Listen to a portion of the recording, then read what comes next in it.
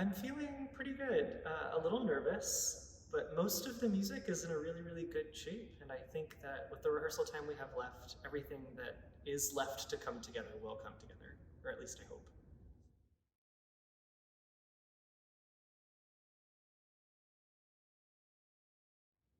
All of the repertoire on this concert is water themed. So it's built out around Miles from Dylan Tran's Tupelo poems, which is a piece of music that I should have performed years ago and just hasn't gotten to see the light of day. It's this beautiful love letter to the Gulf South, which is where I'm from, and it's just really, really stunning. The rest of the program was fleshed out during Hurricane Ida.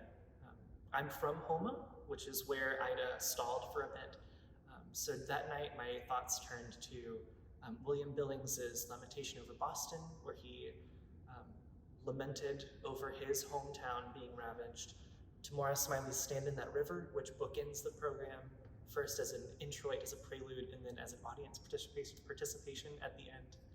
Um, and then a number of different watery pieces, A Storm, The Calm After the Storm. It's beautiful, beautiful love songs by American composers.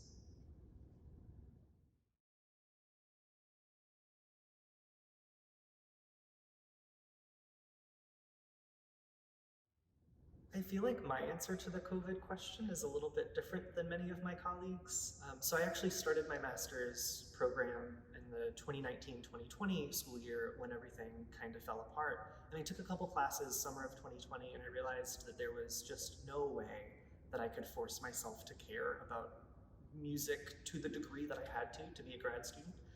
So I took that year off. I was able to sing in all of my colleagues' recitals, which was really, really wonderful.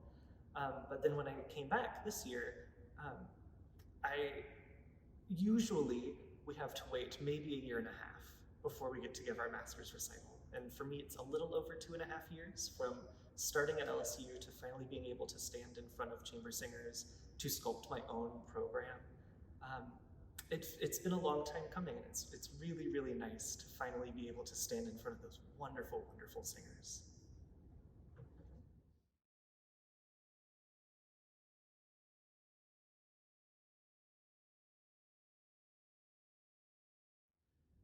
So the first time I sang at St. James was actually Ash Wednesday of 2020, again, just before everything kind of, you know.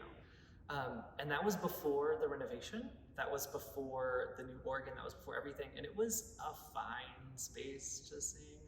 Um, but I've been singing with them as well throughout the last, I guess, year and a half now, going on 2 years, when we started just recording services and then doing solos in the gym.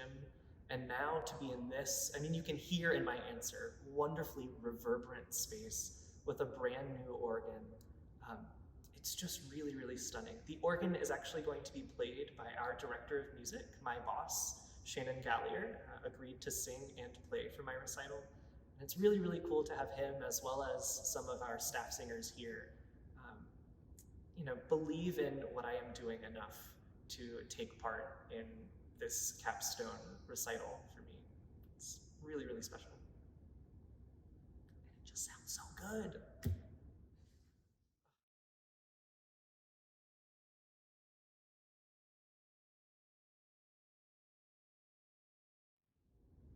Um, One really unique thing I have found about the LSU choral conducting degree programs, both the master's and the doctorate, is the amount of really intimate, small ensemble singing we've done.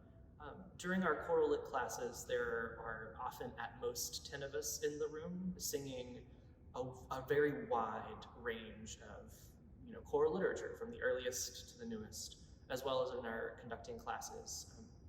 Small ensemble singing is something about which I'm quite passionate, so it's really, really nice to have gotten that sort of training in historically informed, intimate performance.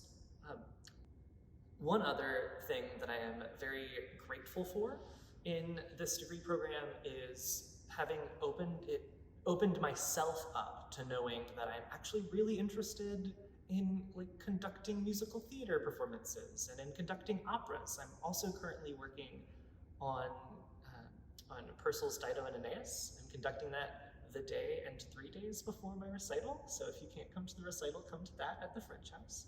Um, and I've found a love for that genre that I certainly didn't have as a performer of it, as a singer of it. So going forward, I'm really, really grateful that my horizons, what I thought that I was interested in, has actually been quite widened. I'm looking forward to jumping into some of those worlds after I graduate.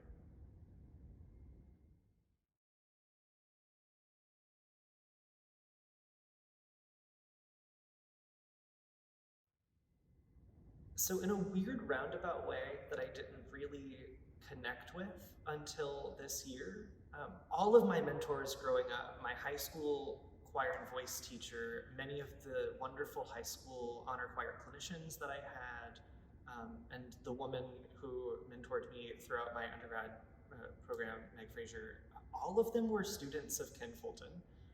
So it was also really, really cool to be able to sort of sip from the original fountain as well as from all of the tributaries. That's the opposite of how rivers work.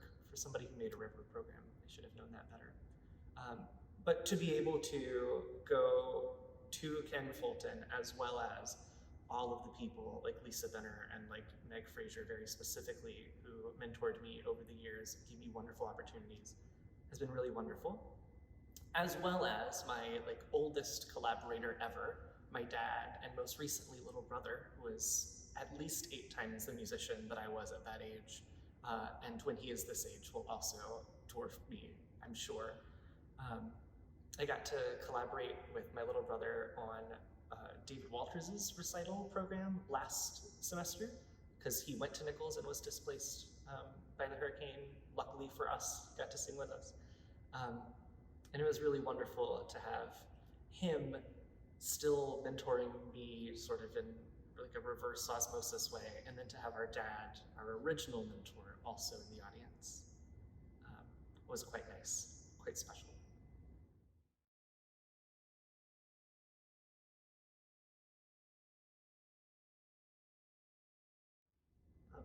So when I was born, my dad was finishing up his undergrad degree in vocal performance.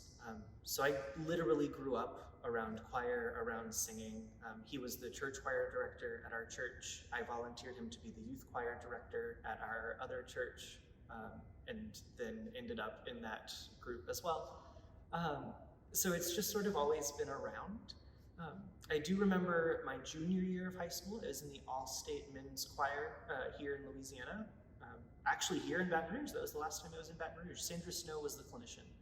And there was a piece where we should have had 4 distinct entrances and instead had roughly 40 distinct entrances. We just all forgot how to count together. And over the course of 4 bars, I watched her bring us all into cohese at the cadence as we should have, as if things were supposed to have happened that way. And in that moment, I was like, oh, that I want to figure out how to do that, how to create that moment for people. And then I'm still not entirely sure exactly what my career is going to look like, but it's taken a couple, it's ambled like a river over the last couple years through different types of performance and different types of teaching and different types of choir conducting. Um, but I think it's always sort of been somewhere in the back of my mind that I would be involved in music forever.